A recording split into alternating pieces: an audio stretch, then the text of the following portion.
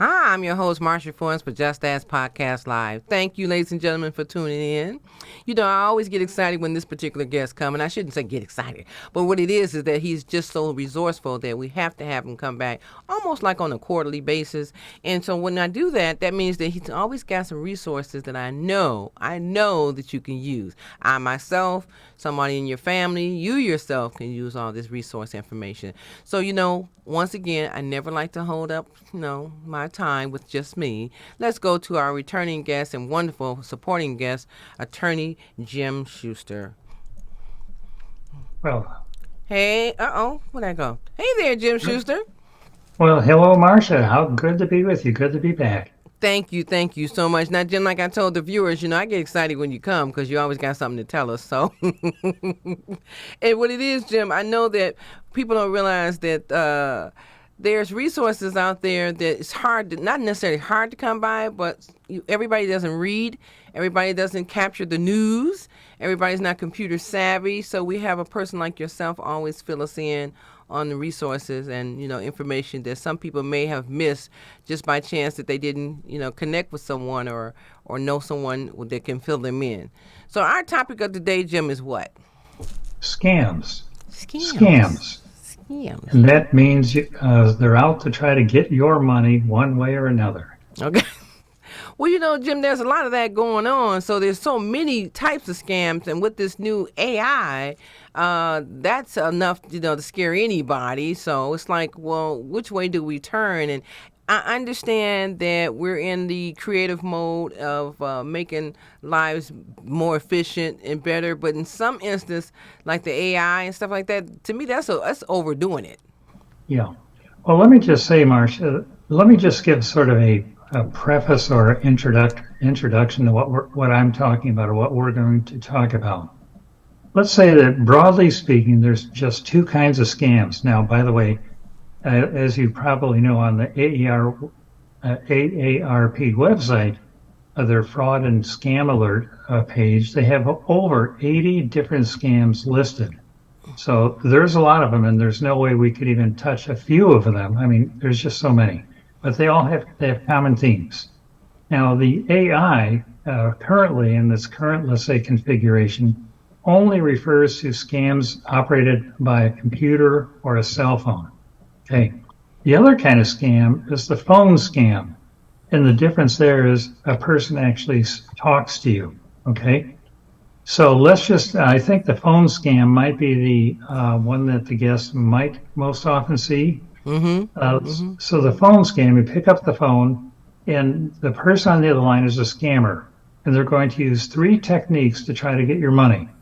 One is fear.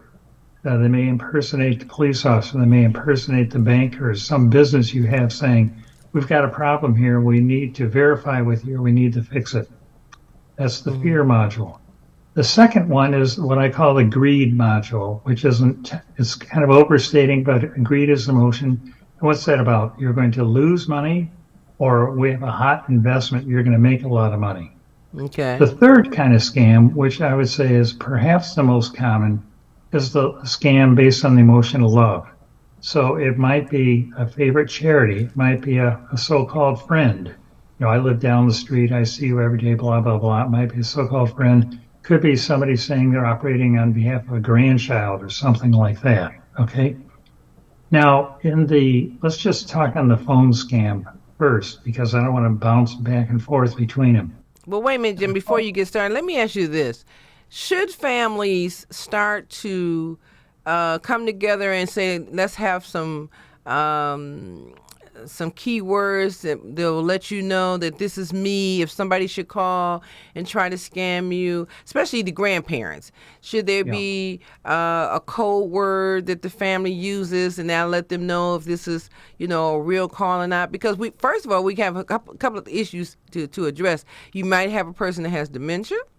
Okay, you might have a person that's just pretty much secluded, and then someone in the family says my son, my nephew, or you get people overseas and they say, well, they only call once in a while. So should families start to collectively have some type of password or code word that will let them know if this is a legitimate call or not, if they should get a call from the police, the hospital, or something like that? Well, that is a good idea, Marcia. That is simply a good idea.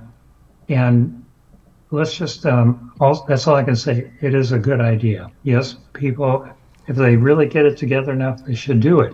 Mm-hmm. Now, let me just kind of key right into that. Let's say that one of the listeners, one of our elder listeners, receives a call. Somebody said, your granddaughter's in the hospital. Now, once again, these scammers have some basic knowledge. Maybe they do a little research on Facebook. Maybe they have other data sources, so they know just a little bit about you. Maybe you very care for abandoned kittens or hurt puppies. Okay, so they know a little bit about you. Let's go back to the granddaughter. A common question that anybody can ask the scammer is, okay, you're calling for Mary. You say she's in the hospital. Ask her, tell me what's the name of her pet. That'll throw any scammer right out the window. Mm-hmm. Because what if the child may have no pet? They'd never know the answer to that question, right? Mm-hmm. So that is one good way. Now, if they try to get around it, that's another story. So let's talk just a little bit quickly about the methods they use. One, when they call you on the phone, they must control the conversation. They must control it. They don't want you to ask questions that they haven't fed to you. So they want to control the conversation.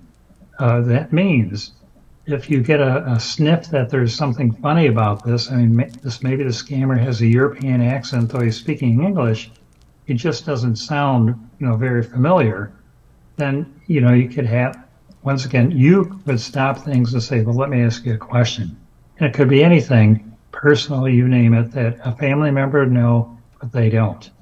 Now, let's say they're calling about some charity. Okay, protect the puppies organization or whatever. Maybe you post on Facebook you're an animal lover. Anyways, you would say, okay, what's the name of your organization? Now, most of the time they'll pick a legitimate organization. So then you'd ask them, well, what's your phone number? Okay, tell you what, before we go further, I'm just going to call the office, all right? Once again, that would stop them dead in their tracks. So I'm just saying there's some little things you can do to take the conversation back into your corner. So, Jim, let me say this. Now, the way you put that sounds like a calm conversation. That might be something like 9 or 10 o'clock in the morning. What happens to the ones that you get in the middle of the night that tells you your loved one's in the hospital, such and such has been in a terrific accident and stuff like that? People don't generally have time to be collective and ask, something that only they know, because now you woke me up out my sleep, you frightened me about my child, and the reaction is just devastating. Let me get this. Even I have been exposed to a scam situation where I remember they asked me to go get a credit card, go to the store and get a green dot card, and I'm like, why I gotta do all that if this is supposed to be something you're giving me, and I caught on, but I just thought to myself, wow, are we at that point we can trick a person into leaving the home, go to the bank, go to a store and withdraw, put money on a card and say, okay, I've done it, now what? Yeah, no, you're right. That is a scam method. Let me just sort of come focus on that point. It's the financial. Okay, the scammer spoke to you, but how do they get money? They're not going to appear at the door and say, okay, give me the $50. There's a couple, let's say, different ways, broadly speaking. One is a credit card, which they almost never want to use. The other one is your bank information, like your bank account number and the routing number of the bank. Now, the third one, where they can, and we've heard about this, where they get your personal information. They might say, show me your driver's license or take a picture. They want personal information. Why? So they can set up an account, phony account in your name with your birth date, your driver's license number. Then they run up a lot of bills, and then the company comes after you to pay them. Okay, Yep. in the meanwhile, scammers are nowhere to be seen, and they got all that money. So once again, they want to get personal information. So when they start asking you for information, your bank account, your credit card, you know that's a key. These money cards, cash cards, you get a call during the day. I'm a coworker, I'm a neighbor, I'm a friend of your granddaughter. You want you to get a cash card. What they do then is they can take those numbers on the card. They don't even need the card in their possession. They can take the Right. QR code or the numbers on the card and get the money out of the card. Okay. Now I said they don't like credit cards. Why? Now, by the way, there's one little scam I'll just tell you about. It's called the insufficient delivery fee for a package. You get a alleged call from UPS saying we got a package for you, but the insufficient delivery was paid. You got to re-deliver. It's only 99 cents. You can put out your credit card. The lady did that and later found there's a charge for $400. Wow. Credit card, we probably all know, if you suspect a fraudulent transaction, even after you get the bill weeks and weeks later, you can just cancel it. You can Right. contest it, and it'll be canceled. So they don't like credit cards. Hey, let me Right. can I give you a little, our little scam story? Sure. Okay. Here it goes like this. We were dealing with the Spectrum cable service. I don't know if they're on Michigan. And we're talking about their high rates. And then, while we were talking with them and they had to check on it, they'd call us back. Then we get this call from the cable company's discount department.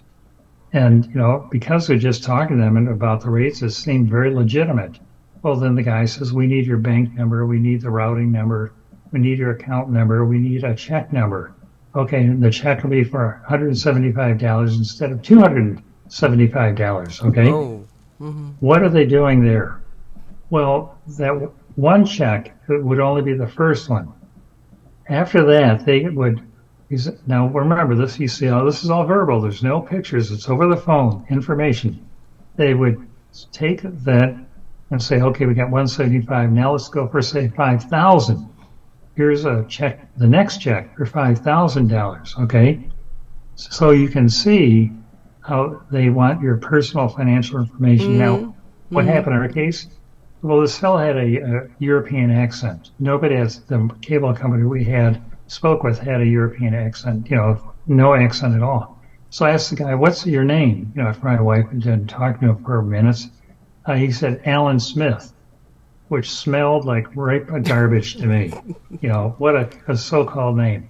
That was on a Saturday. Monday morning, we immediately contacted this case, a credit union, told them, stop it entirely, and we didn't lose a penny. Okay? Yeah. So that's one moral. I just want to come to the end of the train here. You know, If you, it's just so many of them going on that it's unreal. But I wanted to share with our viewers the page or the complaint. I said Department of Attorney General. Thank you so much for providing this resource to us. So I did post this up for the Consumer's Complaint and Inquiry Form. So Jim, did you have to use that, or do you know when a person should use this? well, that I would say that's totally out of your control, and we didn't have to use it. Okay, so I can't tell you my experience with that form, with their response, but that is a very good place. Let me give one little hot tip here. If you think you've been scammed, or let's say it's your mother, your daughter, you think your mother's been scammed, maybe she calls you saying, I just did this. I don't know if I did the right thing. You can typically cancel those transactions if you act very quickly. Right. Like I said, we were able to, the transaction happened Saturday, Monday morning, we were able to stop the thing cold. So oftentimes next morning you can contact credit card company, your bank, and saying, "Don't honor that. I reject it." So a lot of times you can control the damage if you act very quickly. Right, right. But I knew After that, this form had to be if something went a little too far, too you know, much time went by. But let me ask you this: so I know we had another screen with the list for AARP. So this list here, I mean. The page alone is the list is long when it tells you, fraud resource centers.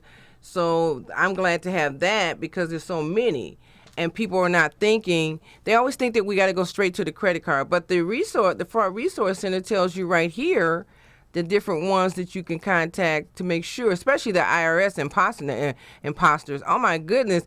I mean, most people don't realize the IRS, a lot of government officials and stuff will not call you on the phone. yeah, right. And they'll, should you get a call, they'll never ask for money. Not the Correct, gas correct. company, not the IRS, not Yep. the water, not the utility company. They will never ask for money on the phone. That's right. So I see on here celebrity imposters. Now I don't know nobody that in the celebrity world that's gonna call me and ask me for anything. Caregiver fraud, that's a big one. Caregiver fraud, health insurance, health fraud. So it's just the list goes on even from here. Looking at it to see what different ones you have to look out for, and I see the common ones: the phone scams, the pet scams that people actually fall for, the QR code scams. I just can't believe that a person can take so much time out their life to scam Yeah, people. I mean, whether they here with us in Michigan or if they're somewhere else, they're scamming is scamming. It's just like a yeah, regular job. Okay? yeah, Like a regular job. But on the onset of the hype of scams, it's almost like it's a certain time of the year that people do it too. So do you think it's more prevalent in the around the holiday times than it is in the summer times, or it doesn't matter? Well, I would say, yeah, definitely during the holidays because that's the big charitable time of year, right? So Mm-hmm. you'd expect a lot of more of those, abandoned puppy scams, the pet scams, animal scams, the orphan children scams. Yeah, that would be the holiday time of year for sure. Now, one other thing, Marcia, we kind of danced at or looked at briefly.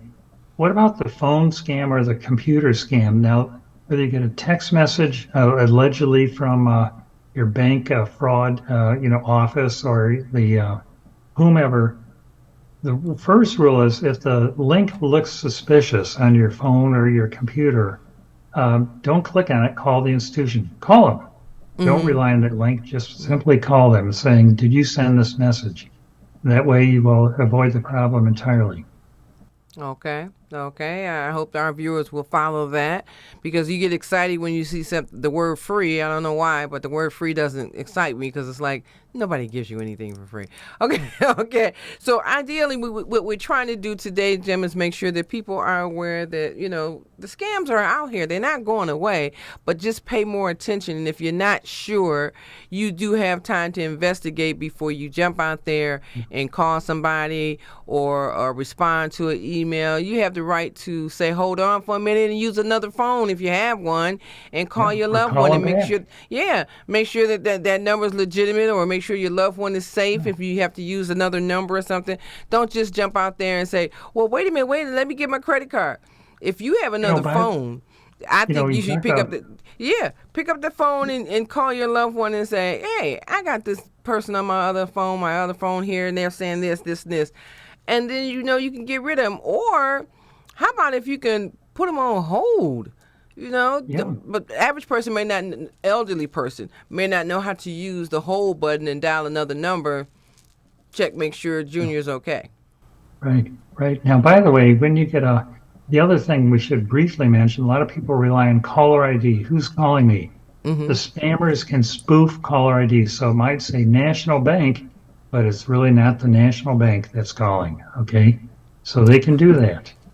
Isn't that something? You can even trick me by making it look like my bank is calling, but it's really not my bank. Yeah, that's right. So what are we coming to these days? Because it seems like it's getting more and more hectic out here to put in the trust factor of who's, delivering your packages, as well as when you order your package. When you order something, I had some workers come to my home not too long ago, and when they came to the door, I said, "Where's your ID?" And I don't think people ask anymore. The young Yeah. man flipped his ID. I said, so don't be surprised me asking you for your ID. He said, no, ma'am, I understand. So we don't even ask people who come to our homes anymore to identify themselves. We just automatically open the door. Anybody can wear an orange and white vest or something. Anybody can pull up in a van with a name on it or no name at all. And then we Yeah. like, oh, you're here to work on my furnace? Yes. And you really don't know. Yeah.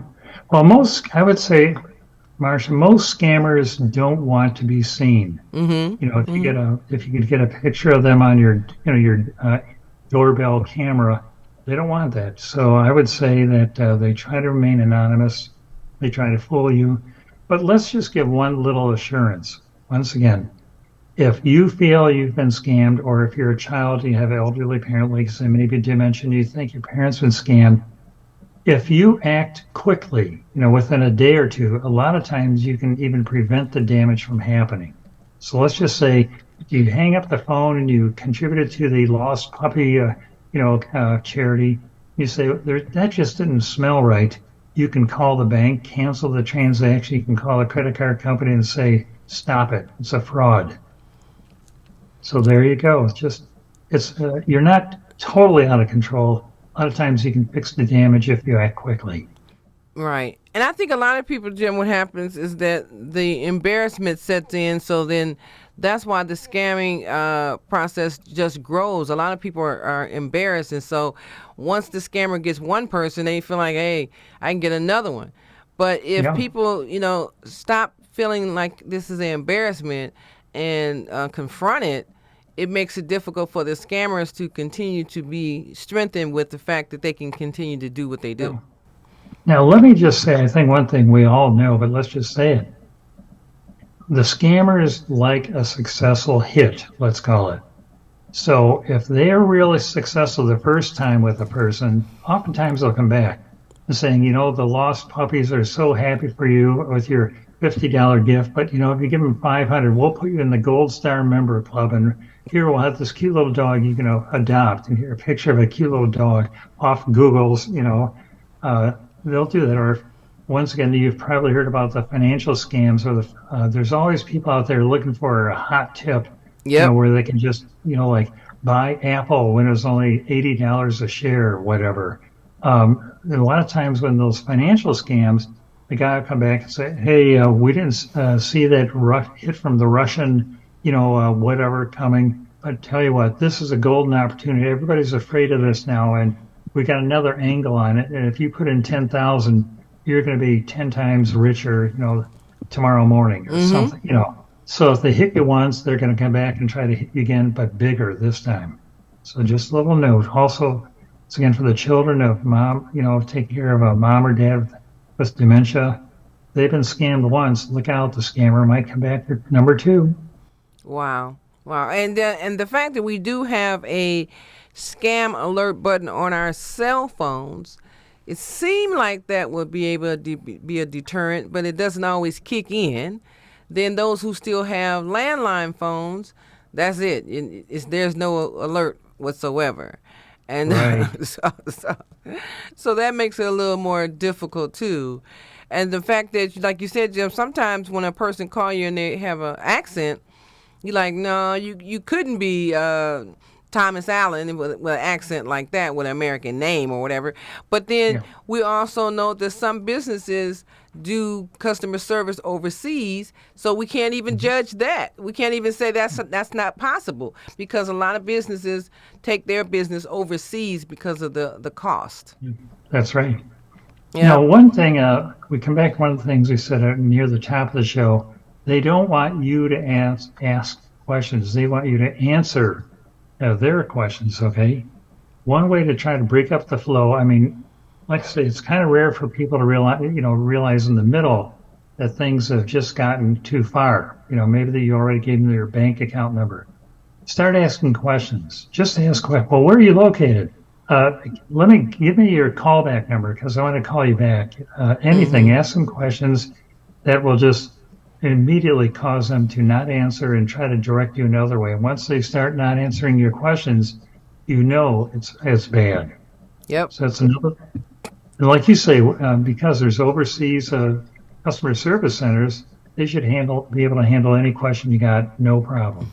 Right, right. Wow. That's a lot to take into consideration. And with the like I said earlier about the AI situation where everybody's worried about being cloned and duplicating this and that, it's to me it's going from bad to worse. Yeah, From yeah, bad to worse, and it doesn't matter, if you're a well-to-do person or not. It has nothing to do with income. It's the nature of the beast. The person who's doing what they're doing, as they're doing it, they're not looking at who's the income, or they're looking at some of the incomes, but actually they're building themselves up as they do this and become more sharp at their profession at being professional scammers. yeah. Oh, yeah. I'm sure you're right, Marcia, that scammers probably have, how you say, professions in the scam industries, financial gurus. Uh, who knows? Master scammers at master times doing master things. Yeah, Okay, okay. yeah. So one thing about it though, Jim, we know it's not going to stop, but I appreciate a person like yourself coming on the air and telling people what to look out for. And like I said, I'm going to post these, show these slides one more time, so the people can know. Are you ready for your next? Oh, not vacation. Okay, for the scam, what to look out for, and all types of scams: utility scams, vacation scams, pension, poaching, veteran charity scams. And these are some of the common ones, ladies and gentlemen, that you can hear about.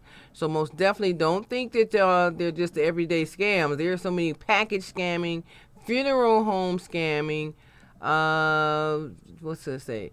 Yeah, fake check scamming, you name it, we got it. So I'm going to move on from that. Well, Jim, as usual, I got to ask you, will you come back and join us again?